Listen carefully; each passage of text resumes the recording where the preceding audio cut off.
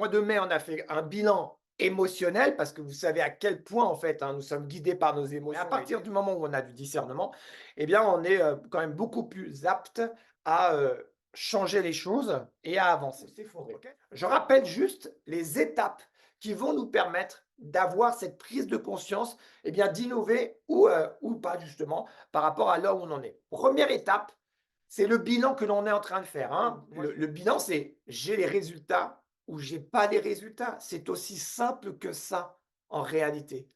D'accord. Et soit on met un capuchon, on fait comme les autruches, on creuse un trou, on se met dedans et dire bon, allez, c'est pas grave. Ou soit on se réveille. Est-ce que c'est dans l'émotionnel ou est-ce que c'est dans le factuel? Et les deux sont interreliés, on le sait bien, nous. OK? Je suis clair avec moi. J'ai pas atteint mes objectifs, mais parce qu'en fait, dans mes catégories de vie, mon focus n'était pas au bon endroit. Pourquoi? Parce qu'on a des besoins qui étaient beaucoup plus importants.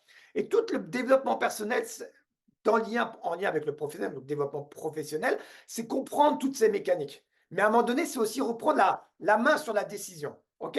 Donc, prise de conscience, c'est le plus important. Sans ça, il n'y a rien qui se passe. D'accord? Donc, soit c'est la douleur et l'urgence qui va nous faire agir, soit c'est la vision. Soit on souffre tellement et on se dit, bon, allez, je me mets un coup de pied au cul.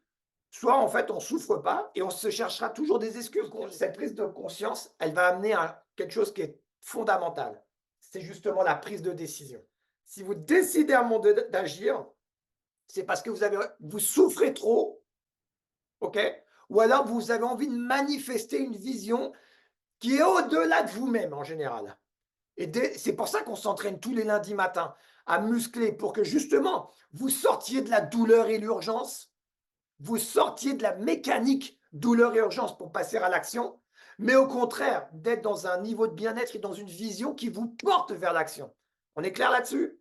Pour moi, c'est l'étape d'après. C'est l'autorisation. S'autoriser. S'autoriser à quoi? Eh bien, à gagner. C'est ça, pour moi, le plus dur. Et à partir du moment où on s'autorise, là, on peut passer à l'action. Du passage à l'action, soit c'est rapide, soit c'est lent. Et donc là, il y a un espace de patience. OK? Souvent, en tant qu'entrepreneur, l'impatience, on a un résultat. OK? 2 points. On en revient encore à l'histoire de notre bilan.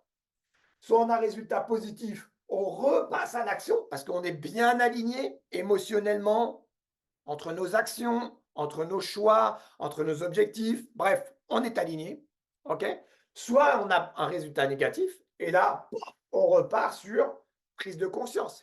Donc, et ces trois-là, c'est le plus important dans le processus.